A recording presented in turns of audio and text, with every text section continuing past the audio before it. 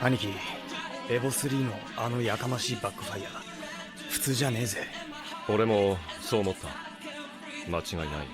あれは WRC のラリーカーと同じシステムだ。ミスファイアリングシステム。いいところに目をつけたな、今日一名。峠を攻めるためのターボチューニングとしては現在考えられる最高のシステムだろう。